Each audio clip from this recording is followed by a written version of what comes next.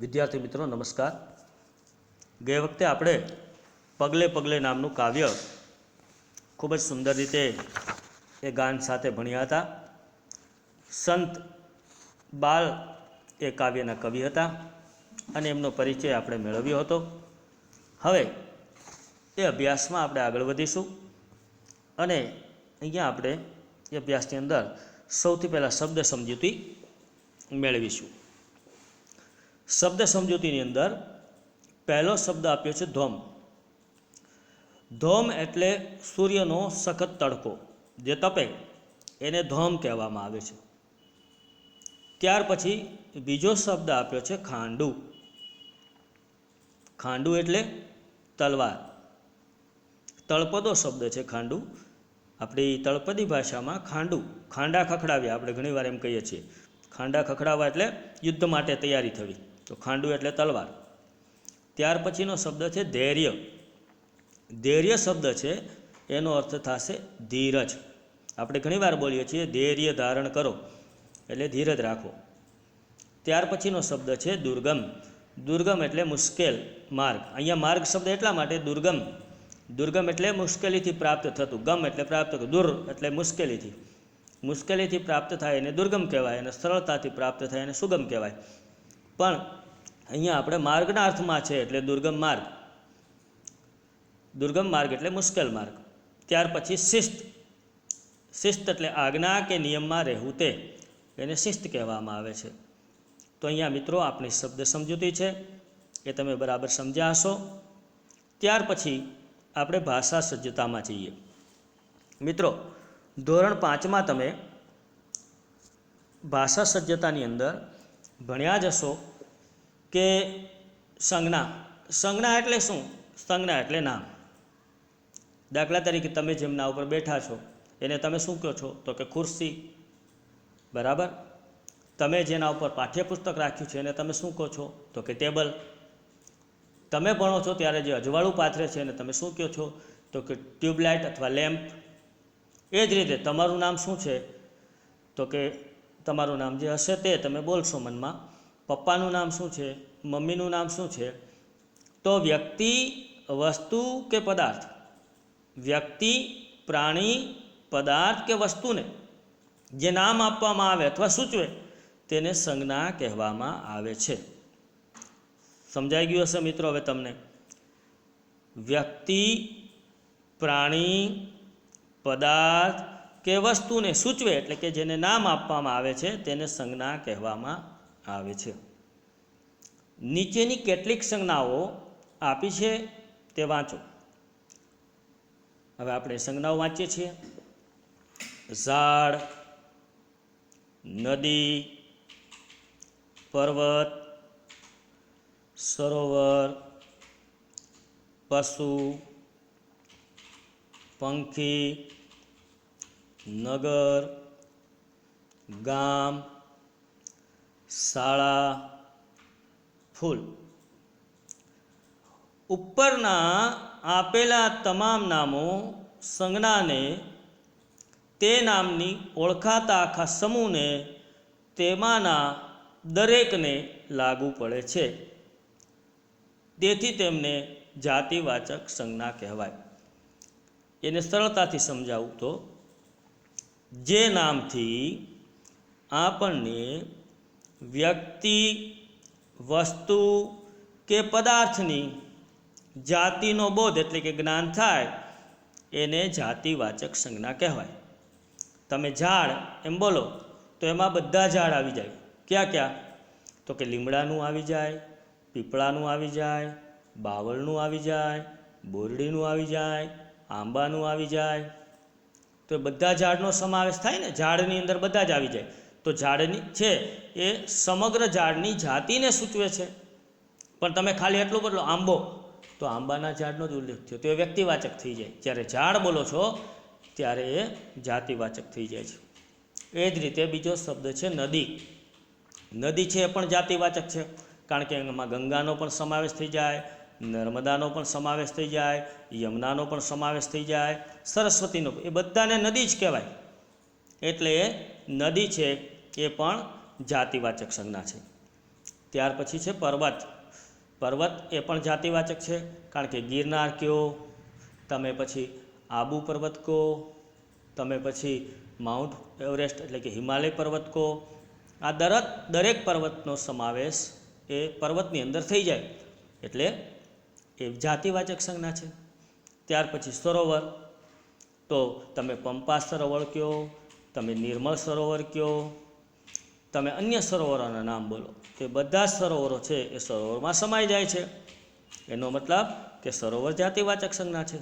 પશુ, ગાય, ભેંસ, ઘોડો, આ બધા જ પશુઓ છે એ પશુની જાતિમાં સમાવેશ થઈ જાય છે એટલે એને જાતિવાચક સંજ્ઞા કહેવાય. પંખી, ચકલી હોય, મોર હોય, પોપટ હોય, કાબર હોય, કોયલ હોય, આ બધાનો પંખીમાં સમાવેશ થઈ જાય છે એટલે પંખીની આખી જાતિ સૂચવાય છે, તો ત્યારે જાતિવાચક સંજ્ઞા કહેવાય છે. હવે તમે ખાલી કાબર બોલો તો એ વ્યક્તિવાચક સંજ્ઞા છે, પણ પંખી બોલો તો એ જાતિવાચક થઈ જાય. એ જ રીતે ગામ, દરેક ગામના નામ અલગ અલગ હોય છે. અમરેલી, જૂનાગઢ, રાજકોટ, વેરાવળ, પોરબંદર, દિલ્હી, મુંબઈ, તો આ બધા વ્યક્તિવાચક સંજ્ઞા થયા. પરંતુ જ્યારે તમે ખાલી ગામ બોલો છો ત્યારે કેવું થાય છે? જાતિવાચક થાય છે.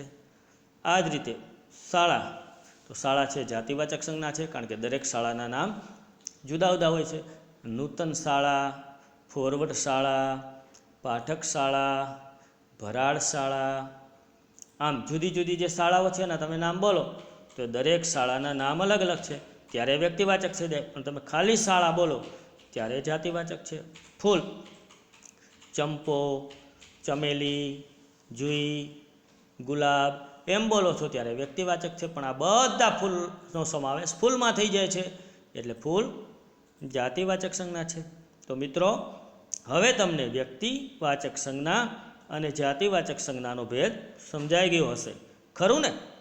તો અહીંયા ઝાડ, નદી, પર્વત, સરોવર, પશુ, પંખી, નગર, ગામ, શાળા, આ બધા જ શબ્દો છે એ આખા સમૂહને એટલે કે દરેકને લાગુ પડે છે, આથી તેમને જાતિવાચક સંજ્ઞા કહેવાય. આવી બીજી જે જાતિવાચક સંજ્ઞાઓ હોય એ તમારા પાઠ્યપુસ્તકમાંથી શોધી અને તમારે જાતે લખવાની છે. બરાબર છે? ચાલો મિત્રો, હવે આપણે આગળ વધીએ. હવે નીચેની સંજ્ઞાઓ વાંચો. વલ્લભભાઈ, ગાંધીજી, પ્રિયા, કબીરવડ, હિમાલય, ગંગા નદી, ભાવનગર, સુરત. તો તમે જુઓ છો આ બધી સંજ્ઞાઓ કોઈ ચોક્કસ વ્યક્તિની તથા સ્થળની એટલે કે તે નામથી ઓળખાતી એક વ્યક્તિ અથવા એક સ્થાનને લાગુ પડે છે, આથી તેને વ્યક્તિવાચક સંજ્ઞા કહે છે. સમજાયું મિત્રો? જે સંજ્ઞા દ્વારા કોઈ એક વ્યક્તિ, કોઈ એક વસ્તુ કે કોઈ એક પદાર્થનો બોધ થાય ત્યારે તેને આપણે વ્યક્તિવાચક સંજ્ઞા કહીએ છીએ. તો હવે વલ્લભભાઈ એમ બોલીએ ત્યારે માત્ર આપણને સરદાર વલ્લભભાઈ પટેલનો બોધ થાય છે, એટલે કે એનું જ્ઞાન થાય છે. એ જ રીતે ગાંધીજી બોલીએ ત્યારે આપણને માત્ર ગાંધીજી નામના, મહાત્મા ગાંધીજી નામના વ્યક્તિનો બોધ થાય છે. પણ જો એની જગ્યાએ આપણે માણસ બોલત તો આપણને માણસની સમગ્ર જાતિનો બોધ થાત. તો અહીંયા આપણે જ્યારે વ્યક્તિગત નામ લઈએ છીએ ત્યારે એક જ વ્યક્તિનો આપણને બોધ થાય છે, માટે આપણે એને વ્યક્તિવાચક સંજ્ઞા કહીશું. એ જ રીતે પ્રિયા એ પણ વ્યક્તિવાચક સંજ્ઞા છે. એ જ રીતે કબીરવડ એક સ્થળનો નિર્દેશ કરે છે તો એ પણ વ્યક્તિવાચક સંજ્ઞા છે. હિમાલય માત્ર એક જ પર્વતનો, ચોક્કસ પર્વતનો આપણને બોધ થાય છે, માટે એ પણ વ્યક્તિવાચક છે. ગંગા નદી તો માત્ર એક જ નદીનો બોધ થાય છે, ગંગા નામની નદીનો, તો એ એક જ સ્થળને કે એક જ વ્યક્તિને કે એક જ વસ્તુને લાગુ પડે છે, ત્યારે આપણે એને વ્યક્તિવાચક સંજ્ઞા કહીશું. એ જ રીતે ભાવનગર તો એક જ શહેરનો બોધ થાય છે, માટે આપણે એને વ્યક્તિવાચક સંજ્ઞા કહીશું. સુરત તો એમાં પણ આપણને માત્ર સુરત નામના એક જ શહેરનો બોધ થાય છે, માટે એને આપણે વ્યક્તિવાચક સંજ્ઞા કહેશું. તો મિત્રો, તમને જાતિવાચક સંજ્ઞા અને વ્યક્તિવાચક સંજ્ઞા વચ્ચેનો ભેદ હવે ચોક્કસ સમજાઈ ગયો હશે એવી આશા રાખું છું. ફરી એક વખત કહું છું, જે સંજ્ઞાથી તમને આખા સમૂહનો અથવા જે સંજ્ઞા આખા સમૂહને અથવા જાતિને લાગુ પડતી હોય એને જાતિવાચક સંજ્ઞા કહેવાય. જે સંજ્ઞા કોઈ એક જ વ્યક્તિ, વસ્તુ કે પદાર્થને લાગુ પડતી હોય એને વ્યક્તિવાચક સંજ્ઞા કહેવાય. તો હું આશા રાખું છું ફરી વખત કે તમને આ ખ્યાલ ચોક્કસપણે સ્પષ્ટ થઈ ગયો હશે. હવે આપણે આગળ વધીએ કે આવી બીજી જે વ્યક્તિવાચક સંજ્ઞાઓ તમારા પાઠ્યપુસ્તકમાં હોય એ તમારે શોધીને લખવાની છે. બરાબર છે ને? લખી શકશો ને? હવે તો આવો પ્રયત્ન તમે જાતે શરૂ કરી દેજો. હવે આપણે અભ્યાસ તરફ જઈએ છીએ. વિદ્યાર્થી મિત્રો, અભ્યાસ, હું વારંવાર કહું છું કે અભ્યાસ છે ને એનાથી જ આપણું દૃઢીકરણ થતું હોય છે. જે વિદ્યાર્થીઓ અભ્યાસ કરે છે ને એ હંમેશા આગળ વધતા હોય છે, અને જે વિદ્યાર્થીઓ અભ્યાસમાં આળસ કરે છે ને એ હંમેશા પાછળ રહેતા હોય છે. એટલે અભ્યાસ અને સ્વાધ્યાય આ બે વસ્તુ એવી છે. અભ્યાસ એટલે વારંવાર એનું રટણ કરવું તે, અને સ્વાધ્યાય એટલે સ્વ અધ્યાય, જાતે અભ્યાસ કરવો તે. આ બે વસ્તુ જો આપણે કરીએ ને તો આગળ જે એકમ ભણ્યા હોય ને એ આપણે પરીક્ષા સમયે કદાચ બધા વાંચવાના જ હોય પરીક્ષા સમયે, પણ કદાચ પરીક્ષા સમયે થોડીક એમાં ઓછી કાળજી લેવાની હોય, પણ જે તે વખતે જો આપણે કરી નાખ્યું હોય તો પરીક્ષા સમયે આપણે સહેલાઈથી એનું સ્મરણ થઈ જતું હોય છે. માટે અભ્યાસ અને સ્વાધ્યાય એના ઉપર ખાસ ધ્યાન આપવું. હવે આપણે અભ્યાસમાં પહેલો પ્રશ્ન જોઈએ કે નીચેના પ્રશ્નોના ઉત્તર માટે આપેલા વિકલ્પોમાંથી સાચો ઉત્તર શોધીને તેનો ક્રમ અક્ષર પ્રશ્ન સામેના ચોરસ ખાનામાં લખો. હવે અહીંયા તમને એક પ્રશ્ન પૂછવામાં આવશે, એની નીચે 4 વિકલ્પ આપ્યા હશે. એમાંથી એક સાચો વિકલ્પ હશે, 3 ખોટા હશે. સાચો વિકલ્પ શોધી અને એનો જે શબ્દ હોય એ શબ્દ તમારે બાજુમાં આપેલા ચોરસ ખાનામાં લખવાનો છે. તો પહેલો પ્રશ્ન આપણે જોઈએ કે કવિએ પંથને કેવી રીતે કાપવાની વાત કરી છે. કવિએ પંથ કેવી રીતે કાપવાની વાત કહી છે. એના વિકલ્પો જોઈશું. હવે ક ધીરે ધીરે, ખ વિકલ્પ છે ઉતાવળે, ગ વિકલ્પ છે અંતર ઉજાળીને, અને ઘ વિકલ્પ છે નામ ઉજાળીને. તો મિત્રો, આ 4 વિકલ્પ જોઈએ તો આપણને ખ્યાલ આવી જ જશે, કારણ કે આપણે કાવ્યમાં ગાયું હતું, અંતરને અજવાળી વીરા પંથ તારો કાપે જા, અંતરને અજવાળી વીરા પંથ તારો કાપે જા. તો અહીંયા ગ વિકલ્પ આવશે, અંતરને અજવાળી એટલે કે ઉજાળીને. તો ખ્યાલ આવ્યો તમને? બહુ સરસ. ચાલો તો લખી નાખો બાજુના ચોરસ ખાનામાં ગ. ત્યાર પછી બીજો પ્રશ્ન છે, પહેલા પ્રશ્નનો પેટા પ્રશ્ન બીજો. ખાંડાની ધારે કેવી રીતે ચાલવાનું છે. ખાંડાની ધારે કેવી રીતે ચાલવાનું છે.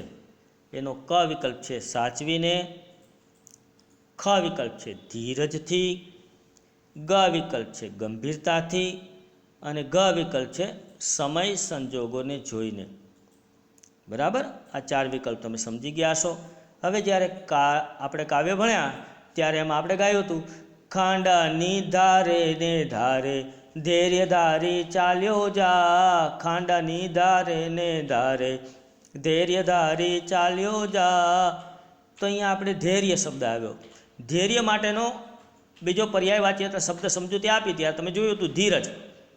તો અહીંયા આપણે વિકલ્પ ધીરજ ક્યાં છે? તો કે ખ વિકલ્પમાં છે, ધીરજથી. ખાંડાની ધારે કવિ ધીરજથી ચાલવાનું કહે છે. તો મતલબ ખ નામનો વિકલ્પ છે ચોરસ ખાનામાં આપણે લખવાનો રહેશે. બરાબર છે? ત્યાર પછી પ્રશ્ન ત્રીજો, કવિ કોને અજવાળવાનું કહે છે. ક ઓરડાને, ખ શેરીને, ગ અંતરને ઘ ગામને. હવે આપણે પહેલો વિકલ્પ તમે ભણ્યા એ જ કાવ્ય પંક્તિ ફરી પાછી આવશે. અંતરને અજવાળી વીરા પંથ તારો કાપ્યે જા. તો કવિ અંતરને અજવાળવાનું કહે છે, તો અહીંયા આપણે વિકલ્પ આવશે ફરી પાછો ગ. ચોરસ ખાનામાં આપણે ગ લખીશું. તો વિદ્યાર્થી મિત્રો, આ રીતે પરીક્ષામાં તમને વિકલ્પો પૂછાય તો તમે સારી રીતે નોંધી શકશો. બરાબર છે ને?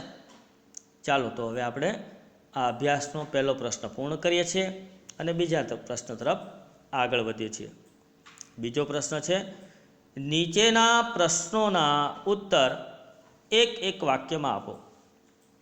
મિત્રો, એક જ વાક્યમાં, એટલે એક વાક્યમાં ઘણી વખત શક્ય ન હોય તો કદાચ 2 વાક્યો પણ લખવા પડે, પણ ટૂંકમાં જવાબ આપવાનો છે.